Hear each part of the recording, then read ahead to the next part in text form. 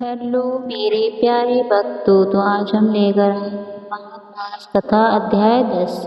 यमदूत कहने लगे कि हे वैश्य, एक बार भी गंगा जी में स्नान करने से मनुष्य सब पापों से छूटकर अत्यंत शुद्ध हो जाता है। जो मनुष्य गंगा जी को दूसरे तीर्थों के समान समझता है वह अवश्य नरक में जाता है। भगवान के चरणों में उत्पन्न हुई गंगा जी के पवित्र जल को श्री शिव जी अपने मस्तक में धारण करते हैं। वह ब्रह्मा जो संदेह रहित प्रकृति से अलग और निर्गुण है, ब्रह्मांड में उसकी समानता किसके हो सकती है। गंगा जी का नाम हजारों यौवन दूर से ही लेने वाला नरक में नहीं जाता, इसलिए मनुष्य को अश्वमेध गंगा जी में स्नान करना चाहिए।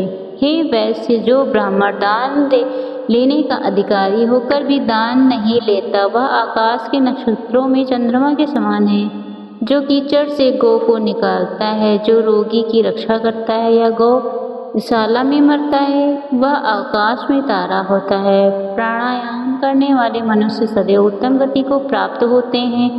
प्रातः के समय स्नान के पश्चात जो 16 प्राणायाम करते हैं वह घोर पापों से बच जाते हैं।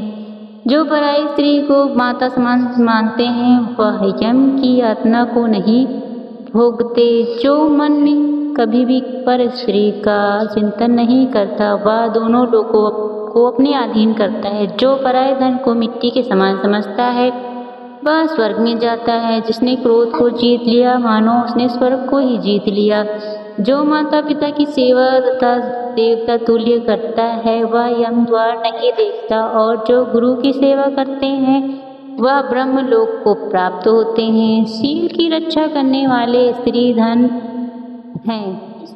शील भंग करने वाली स्त्री यमलोक जाती है। जो वेदों और शास्त्रों को पढ़ते हैं या पुराणों और संहित पढ़ते हैं सुनते हैं, जो स्मृति का ज्ञान और धर्म शास्त्र समझते हैं या जो वेदांत में लीन रहते हैं, वह पाप रहित होकर ब्रह्मलोक को प्राप्त होते हैं।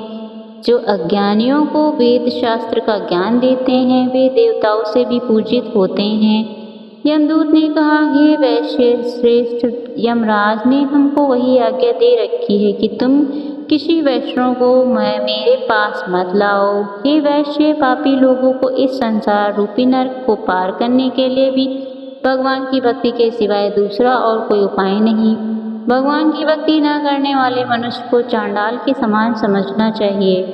भगवान के भक्त अपने माता पिता दोनों के कुलों को तार देते हैं और उनको नरक में नहीं रहने देते। और जो मनुष्य वैष्णव का भोजन करते हैं वे भी भगवान की कृपा से श्रेष्ठ गति को प्राप्त होते हैं।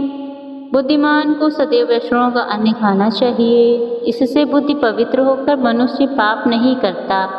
गोविंदाय नमः इस मंत्र का जाप करता हुआ जो मनुष्य मृत्यु को प्राप्त होता है वह परम धाम को प्राप्त होता है, इसमें कोई संदेह नहीं है। जो ओम नमो भगवते वासुदेवाय, ओम नमो नारायणाय मंत्र का जाप करता है, इसे ब्रह्मा हत्या इत्यादि बड़े पाप नष्ट हो जाते हैं। अगर आपको ये कहानी अच्छी लगी तो मेरी कहानी को लाइक और मेरे चैनल को सब्सक्राइब करना ना भूलें। धन्यवाद।